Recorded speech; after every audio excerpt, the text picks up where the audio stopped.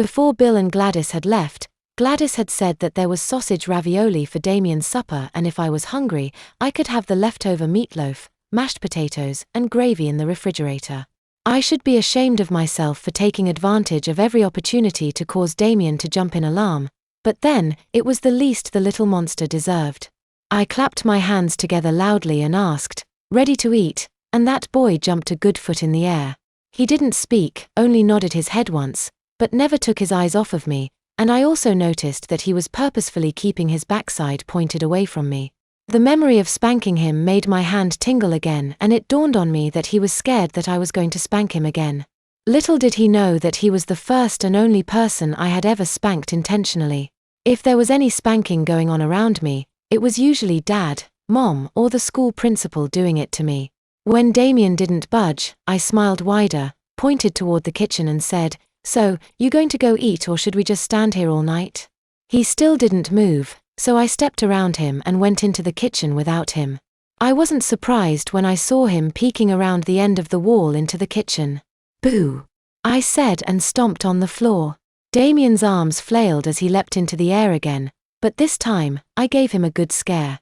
I could see it in his eyes that he was fighting back the tears. I knelt down in front of him. "Hey, I'm sorry Damien, I was only playing. A word to the wise. Never, and I mean never never never, let your guard down around a little beast like Damien." That little twerp smacked me across the face and tore off running upstairs. He hit me so hard that, by the time I got my eyeballs shoved back into my head, he was gone and had barricaded himself in one of the upstairs rooms. "I'm going to kill him," I said to myself as I put the can of sausage ravioli into the can opener. "I'm going to squeeze his little head like a pimple and use his pants-wetting little wiener for a pencil topper." While the sausage ravioli were heating on the stove, I went to the downstairs bathroom and checked my face.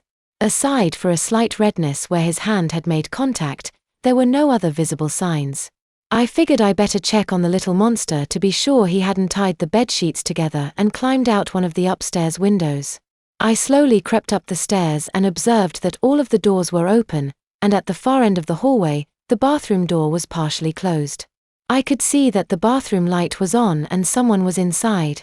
I continued to the top of the steps and stopped to listen. I could hear Damien in the bathroom and it sounded like he might be on the toilet. With cat-like stealth, I eased closer to the bathroom door and peeked through the crack between the hinge side of the door and the door jamb. Damien was sitting on the toilet, but still had his pants on. His face was buried in his hands and he was sobbing intensely. He was also talking to himself while he wept, but it was hard to make out just what he was saying. However, I did pick up on this much: he's going to kill me. He's going to come up here and kill me until I am dead, dead, dead. Damien shook his head as he howled, "I wish Grandma and Grandpa would come back right now." I didn't know what to say or what to do, but opportunely, my nose detected the aroma of the sausage ravioli that I'd left heating on the stove.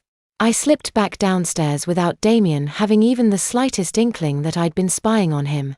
After removing the sausage ravioli from the hot burner, I went back to the foot of the steps and called up, using the sweetest and nicest voice I could, "Damien buddy, I have your sausage ravioli ready. Come on down, you don't want to let them get cold. There's nothing worse in this world than cold sausage ravioli, well except for maybe warm ice cream." He didn't come down, at least not right away, and I honestly hadn't expected him to either. I had lowered the stove to the lowest setting and left his supper hot so that if he did come down, it would be ready for him.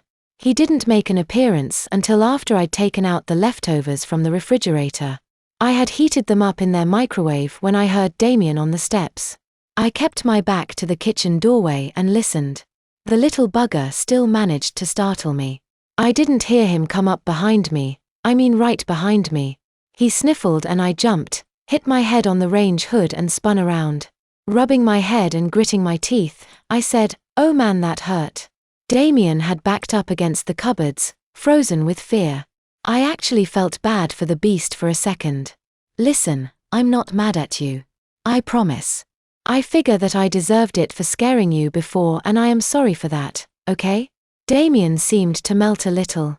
Still rubbing my head with one hand, I asked him, "Hungry?" He nodded twice. "One plate of sausage ravioli à la Chef Boyardee coming up." I said in a bad Italian accent. Without saying a word, Damien backed out of the kitchen and into the dining room, which was on the other side of the peninsula that divided the two rooms. I watched as he backed all the way to the far side of the table, pulled out one of the chairs and sat down. He didn't say anything until about halfway through dinner.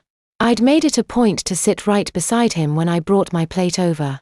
At first, I think it unsettled him, but once he started eating, he settled back down again. I had taken a swig of my 7UP when Damien said something so softly that I had to have him repeat it so that I could hear him. "Please don't kill me." That nearly caused me to choke on my beverage. Before I could respond, I coughed, burped and cleared my throat. "Do you really think I am going to kill you?" Damien nodded his head as though he was trying to drive his chin through his chest. I watched him for a minute. I could tell that he was working up his nerve to ask another question, and I gave him the time he needed to find his courage. When he finally did ask, he blurted out the words so fast that it came out like this: "Agoank me." I chuckled mildly. "Want to run that one by me again?"